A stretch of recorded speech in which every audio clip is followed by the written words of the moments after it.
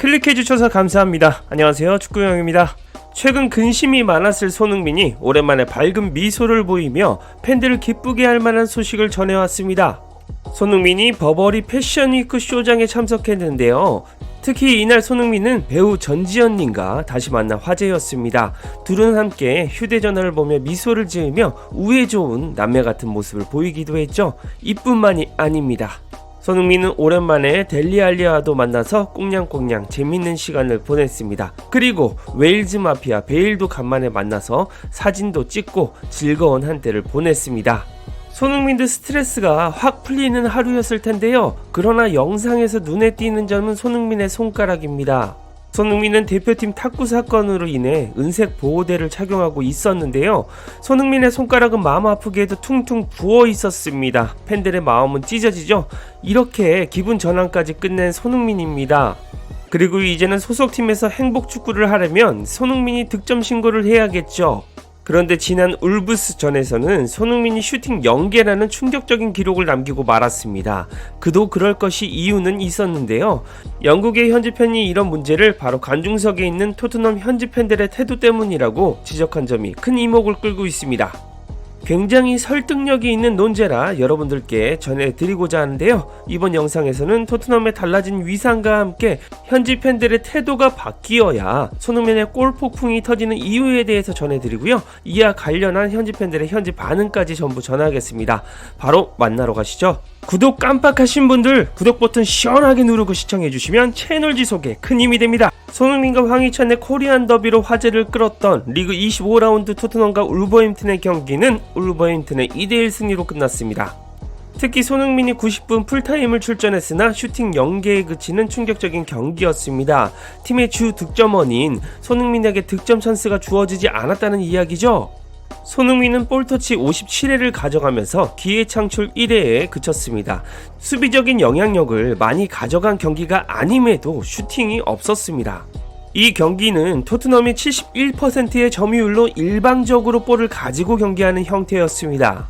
슈팅도 15개로 울브스보다 많았습니다. 그러나 유효 슈팅이 4개로 7개인 울브스보다 적었고 기대 득점값도 1.62로 1.75에 울버햄튼보다 낮았습니다. 이 전반적으로 공격의 효율성 자체가 영향력이 없었다는 이야기인데요. 때문에 이런 상황에서 현지 팬이 지적하고 있는 논제가 굉장히 설득력이 있어 보입니다. 토트넘 현지 팬은 스퍼스와 로우 블록이라는 제목으로 글을 쓰면서 이렇게 말했습니다. 나만 그런 건가? 아니면 우리 클럽이 로우 블록의 위협에 특히 상처를 받는 것 같나? NG볼 1단계가 잘 마무리된 것 같고 우리가 좋은 팀이라는 증명이 된 것 같다. 다음 단계는 로우 블록으로 팀들이 우리가 잘한다는 것을 깨닫고 여유를 가지고 플레이메이커를 더블마크하기로 결정하는 단계다. 울브스는 3개월 전에는 부상자가 많아서 홈에서 우리를 상당히 높게 압박했지만 이번 주말 원정에서는 매우 낮은 블로킹과 카운터로 대응한 것이 좋은 예다.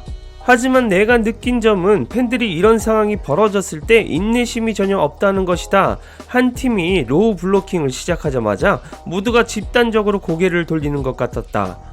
로우 블로킹을 이기기 위해서는 선수들이 움직여야 하는데 경기장 관중들은 그럴 시간이나 인내심이 전혀 없는 것 같다. 이런 분위기가 선수들에게 고스란히 전달되어 결국 긴장감을 잃고 불가능한 패스를 시도하거나 턴오버 후 빠른 트랜지션을 시도하다가 상대가 다시 제자리로 돌아오는 것에 급급해 무리한 공격을 시도하는 것 같다.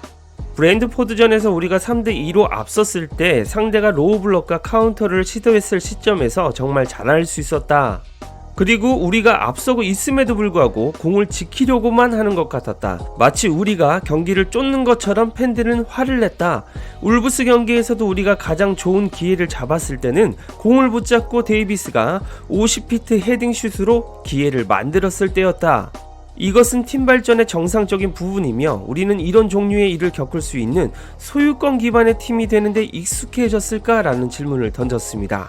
이 로우 블록이란 말은 쉽게 말해서 밀집 수비를 말하는 것입니다. 보통 약팀들이 강팀을 상대할 때 볼 점유를 내주고 낮은 블록을 쌓아 밀집 수비를 하고 역습을 노리는 형태인데요.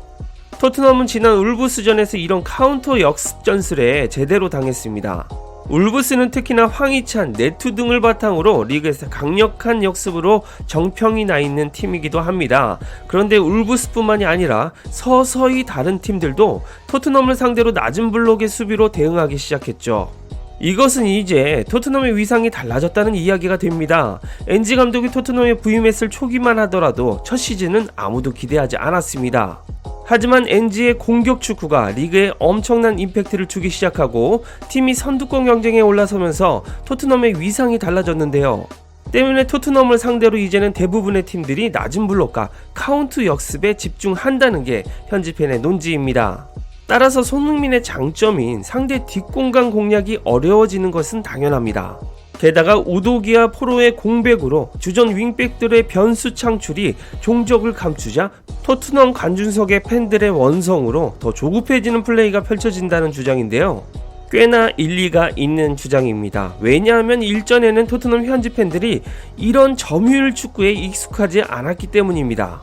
오히려 토트넘이 낮은 블록을 쌓고 역습에 특화된 손흥민을 이용해서 득점을 하는 루트를 썼죠. 그렇기에 토트넘이 갑자기 맨시티와 같은 점유 축구를 하기 시작하고 낮은 블록을 상대로 볼을 돌리는 플레이를 하자 관중석에서 원성이 나왔다는 이야기입니다. 이런 인내심이 없는 관중들의 태도가 선수들의 플레이에 직간접적으로 영향을 줬다는 이야기인데요. 일단 현지 팬들은 어떻게 생각하는지 현지 반응 간단히 살펴보시죠. 맨시티와 리버풀은 폭을 활용해 낮은 블록을 무너뜨리고 두 팀 모두 기회가 있을 때마다 상대 풀백을 상대하고 크로스를 넣거나 공간으로 끌어올려 효과적으로 할 수 있는 넓은 선수를 보유하고 있다. 우리는 공을 길게 잡고 넓게 돌아서서 원래 있던 곳으로 패스하거나 3명의 센터백이 있는 박스 안으로 절망적인 로프트 크로스를 넣으려고 한다. 데이비스와 에메르송은 수비적으로 나쁘지 않지만 공격적으로 현명한 선수인 우독이나 포로와 비교하면 한참 부족하다. 내가 토트넘을 지켜본 35년 동안 로우 블록을 효과적으로 돌파한 적은 한 번도 없었다.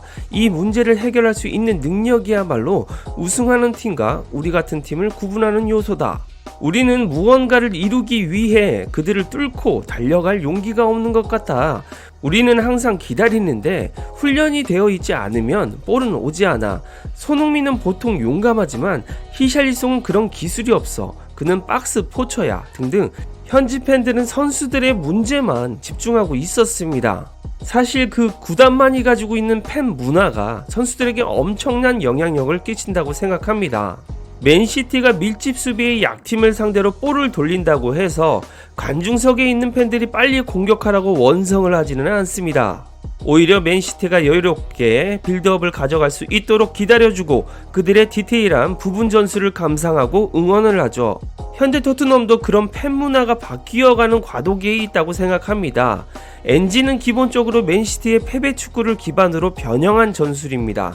점유율을 가지고 있을 때 선수들이 능동적으로 편하게 움직일 수 있어야 하는데요. 하지만 기존의 손흥민을 이용한 빠른 카운터 어택 전술에만 익숙해왔던 현지 팬들에게는 지금 인내심이 부족합니다. 때문에 울브스전에서 손흥민에게 제대로 슈팅 한번 때릴 수 없는 조급한 플레이들이 많이 나온 것이죠. 이젠 토트넘 팬들이 먼저 바뀔 때가 되지 않았을까요?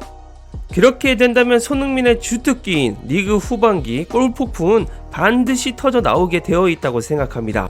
앞으로도 엔지로 인해 달라진 토트넘을 상대로 낮은 블록을 쌓고 역습으로 나오는 팀들이 많을 겁니다. 토트넘 팬들은 엔지 감독과 손흥민을 믿고 기다려줘야 하며 그들이 여유롭게 플레이하도록 자극하지 말아야 합니다. 여러분들의 생각은 어떠신지 댓글로 많은 의견 남겨주세요. 이상 축구용이었습니다. 구독과 좋아요 알림 설정 눌러주시면 빠르고 정확한 소식과 분석으로 보답하겠습니다.